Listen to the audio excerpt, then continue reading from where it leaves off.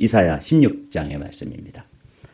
오늘은 영원한 소망이신 다윗의 장막, 그런 제목으로 오늘 말씀을 좀 나누도록 하죠. 먼저 1절, 2절 말씀 받들어 읽겠습니다. 모압 백성아, 예루살렘의 통치자에게 어린 양들을 조공으로 보내라. 셀라에서 광야를 거쳐 나의 딸 시온산으로 조공을 보내라. 있을 곳이 없어 날아다니는 새들처럼, 털린 둥지에서 흩어진 새끼 새들처럼 모압의 여인들이 아르논의 나루터에서 헤맨다. 여기 아르논의 나루터, 이건 이제 모압 땅에 있는 작은 강이 있는데 그걸 아르논 강이라고, 언젠가 우리가 한번 이 강에 대해서 한번 본 적이 있는데, 이게 이제 모압 땅에 있는 강이에요. 그 강가에서 그 모압의 여인들, 그러니까 이건 꼭 여성들만 이야기하는 게 아니고 모압 백성들 전체를 얘기하는 거예요. 그들이 큰 전쟁통에 얼마나 우왕좌왕하는지, 있을 곳이 없어 날아다니는 새들처럼, 털린 둥지에서 흩어진 새끼 새들처럼. 여러분 이런 모습 보신 적이 있나요? 네. 저희 뭐 어렸을 때 들로 산으로 다니면서 그냥 개구장이 시절에 막 봄철 되면 또 새집을 찾으러 다녀요. 그러면 새도 참 다양하게 이렇게 그 새들마다 습성이 있어서, 어떤 새들은 모래에다가 알을 낳는 그런 새도 있어요. 할미새 같은 거는 모래에다가, 아주 큰 모래에다 이렇게 그 둥지를 만들고 거기다 알을 낳았는데 아무도 모르죠. 그런데 이제 꼬맹이들이 막 가까이 가면은 그냥 모른 척하고 있으면 우리도 사실 모르는데, 그 어미새가 위험하니까 막 불안해가지고 막 울부짖어요. 그럼 우리는 이제 눈치를 채는 거예요. 여기 어디에 뭐 집이 있나 보다. 이게 막 호들갑을 떨고 막 딴 데로 우리를 그 이목을 이제 집중하기 위해서 글로 막 끌고 가려고 뭐 괜히 막 땅바닥에 넘어져가지고 막 이렇게 아픈 척하기도 하고 버둥거리고 이러면서 자꾸 끌고 가려고 그러거든요. 그럼 끌려가면은 이제 새집 못 찾는 거예요. 근데 막 그렇게 새가 막 괜히 부산스럽게 막 소리 내고 그러면은 그 주변 조금만 돌아보면 정말 있어요. 어떤 새들은 이제 또 나무 위에다가 짖기도 하고, 어떤 새는 또 높은 나무다가 짖기도 하고, 또 까치 같은 경우는 뭐 다 보이는데 짖지만 뭐 꼬맹이들이 거기 올라갈 수가 없죠. 이렇게 근데 그 가보면은 알이 있는 경우도 있고, 그 새끼가 있는데 그걸 또 어떻게 갖다가 이제 길러보려고 막 이렇게 둥지를 흐트리고 그러면은 이제 얼마나 그 새들이 불안하고 그러겠어요. 그래서 털린 둥지에서 흩어진 새끼 새들처럼. 그러니까 뭐 이거 보호자도 없고 이거 뭐 아주 그냥 형편없는 상황이죠. 이런 상황을 이사야 선지자는 꼭 그림처럼 보여준다 그랬죠. 그림 언어로. 그래서 이렇게 모압이라고 하는 그 나라의 상황이 이렇게 어려웠단 말이죠. 이 상황을 좀 먼저 이 본문으로 들어가기 전에 우리는 항상 이 상황을 지도 같은 것을 보면서 상황을 좀 이해하면 훨씬 좀 이해가 쉬워요. 이 모압은 요단 서편이라는 걸 알 수 있죠. 아람이 있고 암몬 있고 모압이 있잖아요. 이 암몬과 모압은 롯의 후예들이라는 것 어제 우리가 말씀을 통해서 나누었어요. 이 사람들은 태생적으로 열등감을 가질 수밖에 없는 거예요. 아브라함의 친척이긴 하지만 아브라함의 조카 롯이 소돔과 고모라 땅까지 내려갔다가 거기 그 땅이 망할 때 아주 큰 낭패를 경험하죠. 그래서 롯의 아내는 소금 기둥이 되고, 두 자녀하고 피신을 했다고만 산속에 들어와서 그 딸들하고 사이에서 이 족속이 번성했으니까 자기들도 다 조상들의 자기들의 그 태생적 근원을 알 거 아니에요. 이 사람들에게 열등감이 있는 거죠. 그 열등감이 적대감으로 변해서 정통 아브라함의 자손인 이 유다 백성들에 대해서는 늘 그 사람들이 잘 되면 시기하고, 그 사람들이 또 어려움 당하고 역사적으로 또 힘든 일을 당하면 아주 그냥 너무너무 행복해하는 거예요. 고소해하고. 그래서 이 모압은 원래는 이스라엘 사람들하고 이렇게 친척벌이 되지만 늘 적대 관계에 있었던 거죠. 그런데 이제 이 모압이 지금으로 하면 요르단 지역이에요. 요르단이라는 나라 있잖아요. 그 지역이에요. 그래서 고대의 모압 지역하고 요르단하고 정확히 일치하지는 않지만 대부분 모압 지역이 요르단이라는 나라의 영토와 많은 부분이 겹친다. 이렇게 이제 보면 돼요. 근데 이제 원래 이 모압은 요단 서편이잖아요. 그래서 이 모세 시대에 저 아람 쪽은 므낫세 반지파, 그 다음에 암몬 모압 이쪽은 갓 지파, 그 다음에 루벤 지파. 이 모압 지역은 루벤이라고 하는 지파가 여기를 그 기업으로 달라고 그랬어요. 왜냐하면 여기는 아주 목초지가 좋고 이 가축들을 목축업을 하는데 가축들을 기르기에 아주 적합한 초장과 풍부하고 기름진 땅으로 되어 있었기 때문에 여기는 포도가 아주 많이 생산되어지고 양질의 포도가, 그리고 또 양을 치는데 적합한 장소였어요. 이 모압 땅은 원래 어느 나라에 예속되어 있었냐면 저 북쪽 이스라엘 땅에 예속되어 있었던 거예요. 특별히 아합 왕 시절에.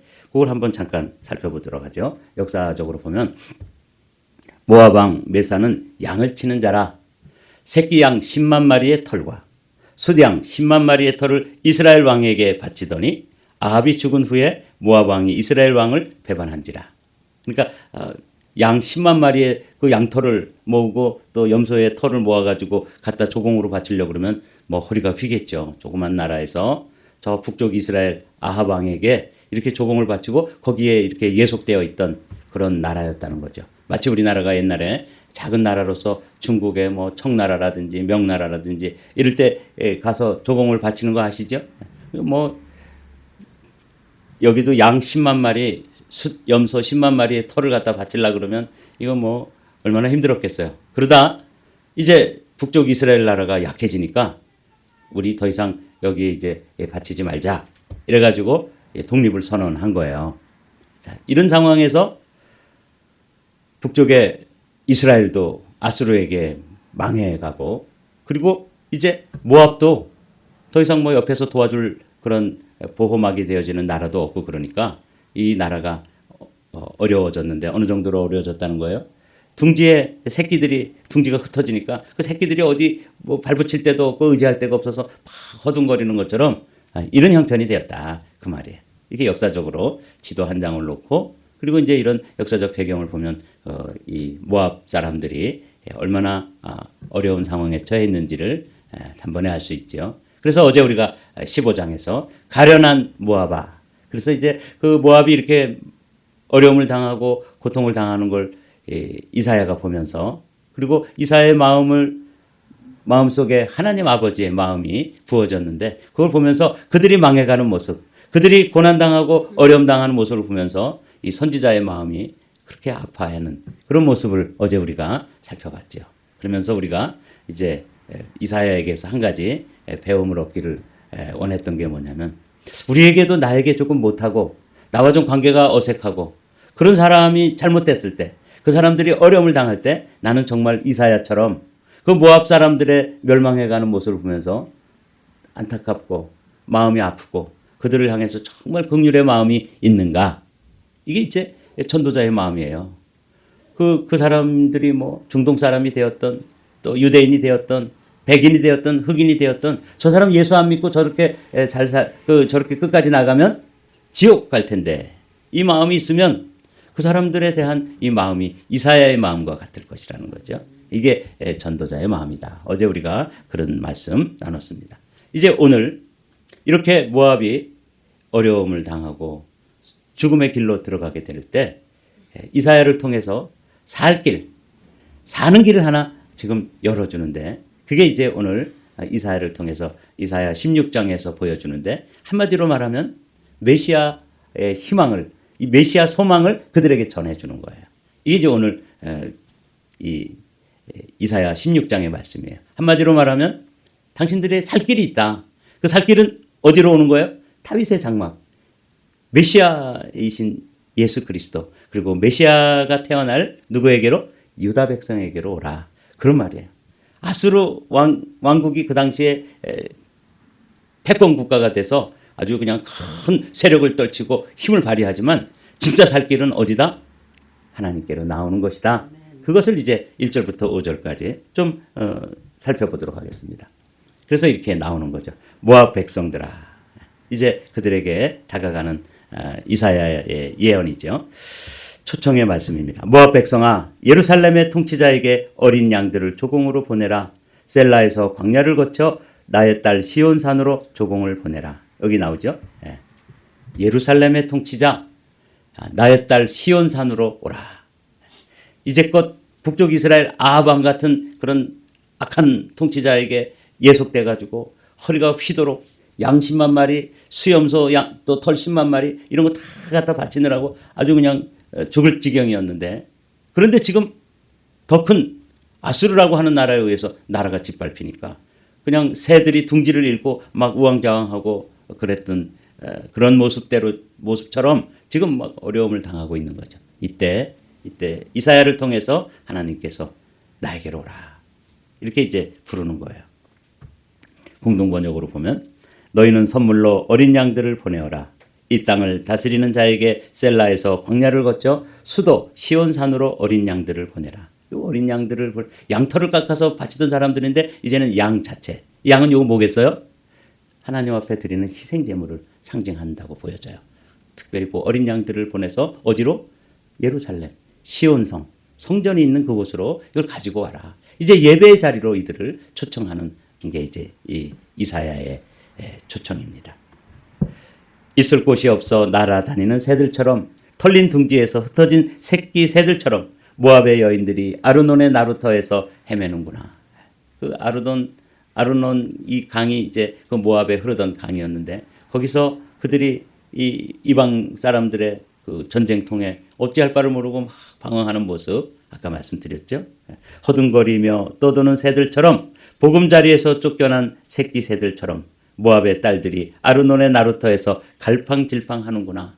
이렇게 방황하는 그 모압 사람들을 그냥 버려두지 아니하시고 이사야를 통해서 시온으로 예루살렘으로 유다 나라로 오도록 초청하는 이게 이제 아버지의 초청이에요.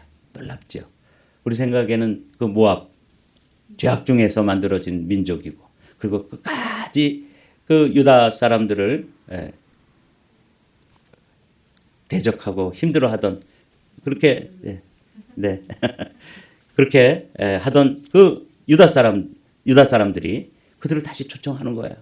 이게 이제 아버지의 마음이죠.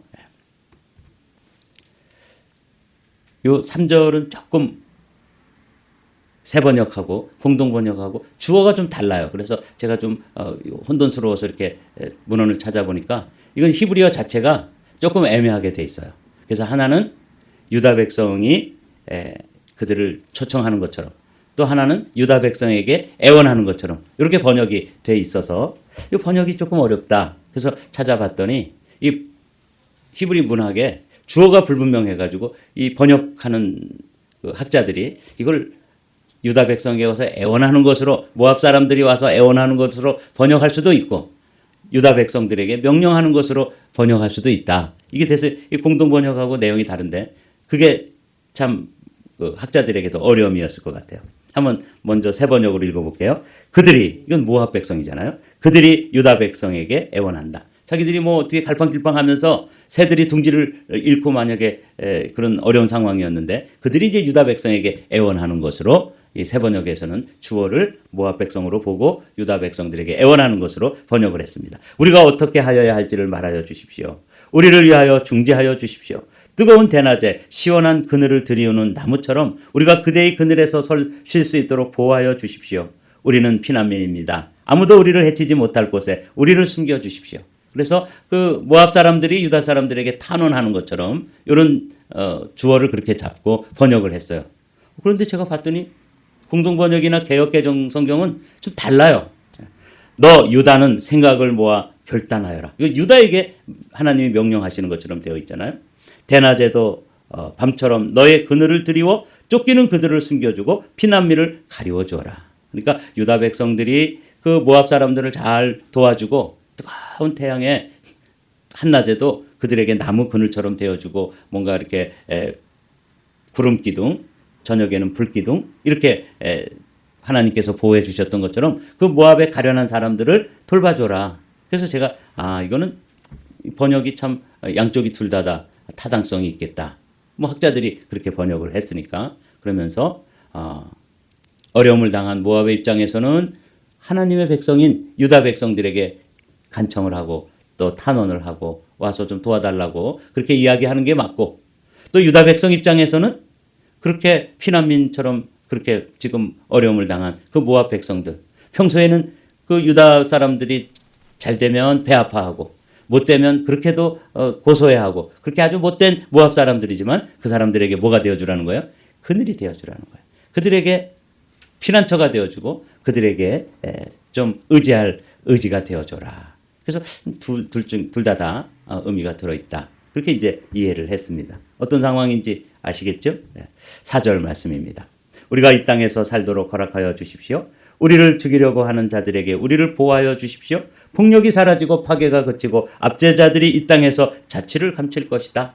이게 이제 새 번역은 여전히 이 모압 족속들이 유다에게 와가지고 간청하는 것으로 이렇게 번역을 했지만, 공동 번역에서는 방금 말씀드린 것처럼 유다 백성들에게 명령하는 것으로 모압에서 쫓겨난 자들을 너와 함께 살게 하고 그들의 피난처가 되어서 침략자를 피하게 하여라. 억누르던 자가 없어져 침략이 멎고 마구 짓밟던 자들이 이 땅에서 사라질 그때. 그렇게 번역이, 왜냐하면 주어 자체가 이 히브리어 원문에 불분명하기 때문에 이걸로 아주 고민을 많이 했던 것 같아요. 그래서 새 번역은 모압 사람들의 간청으로, 그리고 공동 번역에서는 이거는 유다 백성들에 대한 하나님의 명령으로 이렇게 번역을 했다. 이런 차이점이 있다는 것을 우리가 성경을 읽으면서 발견하고, 그러나 그런 어려운 상황에서 유다 백성들에게 와서 청을 하는 그 모습도 그래야 되는 것이고, 또 유다 백성들은 그렇게 모압 사람들이 와서 간청할 때 그들에게 힘이 되어주고 또 피난처가 되어주고 같이 손을 잡고 그 어려움을 이겨내고 그래야 되는 거죠. 여러분도 마찬가지예요. 평소에 여러분과 관계가 아주 좀 이렇게 껄끄러웠던 사람이 아주 어려움을 당했을 때 그 사람이 와서 청을 하면 우리는 어떻게 해야 돼요? 야, 너 나한테 전에 했던 것 생각하면, 야, 너 지금 너를 내가 얼굴 봐주는 것만 해도 다행인 줄 알아. 그리고 그냥 내칠 수 있잖아요. 그런데 그렇게 하면 안 된다는 거죠. 유다 백성들에게 그들에게 그늘이 되어주고 피난처가 되어주고, 그래도 뭐 좀 둥지를 잃은 새처럼 막 지금 허둥지둥거리니까 그들에게 안전한 피신처를 좀 제공해줘라. 이게 이제 아버지의 마음이에요. 둘 다 번역이 가능하겠다 생각을 하면서 이제 오늘 5절까지 말씀인데 5절의 말씀을 이제 정리하도록 하죠. 다윗의 가문에서 왕이 나와 신실한 사랑으로 그 백성들을 다스릴 것이다. 옳은 일이면 지체하지 않고 정의가 이루어지는 것을 보여줄 것이다. 이것을 이제 개역 개정으로 이번에는 제가 옮겨봤습니다. 다윗의 장막에 인자함으로 왕위가 굳게 설 것이요 그 위에 앉을 자는 충실함으로 판결하며 정의를 구하며 공의를 신속히 행하리라. 이게 이제 그 둥지를 잃고 어찌할 바를 모르고 막 방황하는 그 모압 사람들을 향해서 하나님께서는 그들을 버리지 아니하시고 그들에게 다윗의 장막, 다윗의 가문 이렇게 돼 있죠. 이게 다윗의 집입니다. 메시아께서 이루실 그 나라 안으로 그 내쳤던 그 모압 백성들, 그 죄악 중에 살던 그 모압 사람들까지도 지금 초청하는 모습이 오늘 본문의 우리 결론이에요. 5절 말씀에서 그들을 그까지 버리지 아니하시고 유다 백성들에게도 그들의 그늘이 되어주어라. 또 그들에게 피신처가 되어주고 뜨거운 태양 아래서 나무 그늘처럼 좀 의지가 되어주어라. 그렇게 하면서 주님께서는 나의 집으로 와라. 우리가 이 말씀을, 이 5절 말씀을 보면서 우리가 가지고 익히 잘 알고 있던 말씀이 생각나지 않아요? 수고하고 무거운 짐진 자들아 다 이리 오라. 내가 너희를 쉬게 하리라 하시던 그 예수님의 마음이 여기도 그대로 묻어 있는 거죠. 그 못된 모압 사람들, 그 사람들을 초청하시고 그 메시아 왕국으로 초청하시는 그 주님의 은혜가 여기에 그대로 드러나 있는데, 사실은 이게 누구 이야기냐면 우리 이야기입니다. 우리는 이스라엘 사람들이 아니잖아요. 우리가 무슨 유대인입니까? 우리가 모압 사람들이에요. 죄악 중에서 출생하고 저 동방에 해 뜨는 나라, 정말 우리 조상들이 살던 모습 보면은 정말 이 모압 사람들하고 뭐 조금도 다를 바 없는 그런 사람들이잖아요. 그런데 주님께서 우리를 긍휼히 여겨주시고 선교사들을 보내주시고 그 선교사들이 보내주신, 그들을 통해서 전해주신 그 복음을 믿고 정말 그 많은 나라들 가운데서 우리처럼 예수 그리스도를 여기 다윗의 장막, 다윗의 가문, 그 가문에서 태어나신 예수 그리스도를 주님으로 진짜 믿음으로 받아들이고, 그래서 이렇게 세계 역사에 이 유래를 찾아보기 힘든 나라로 우뚝 세워주신 것. 이게 사실은 모압을 부르시는 아버지의 마음이 우리 민족 저 동방에 정말 지지리도 못 살고 바지 저고리 입고 가 쓰고 그렇게 또 뭐 축첩이든지 또는 노름이든지 또 술 많이 마시고 그런 나라에 우리나라를 구해 주시고 여기까지 축복하신 은혜를 저는 여기서 이렇게 보면서 모압을 불러주신 하나님이 조선 우리 대한민국 사람들도 불러주셨구나. 그래서 우리가 새벽 기도에 이렇게 나와서 새벽을 깨우며 기도할 수 있는 것 주님 앞에 감사하죠. 여러분 오늘도 이 모압을 부르시는 아버지께서 나도 부르셨다는 이 믿음 가지고 오늘도 승리하는 하루가 되시기를 주님의 이름으로 축복합니다.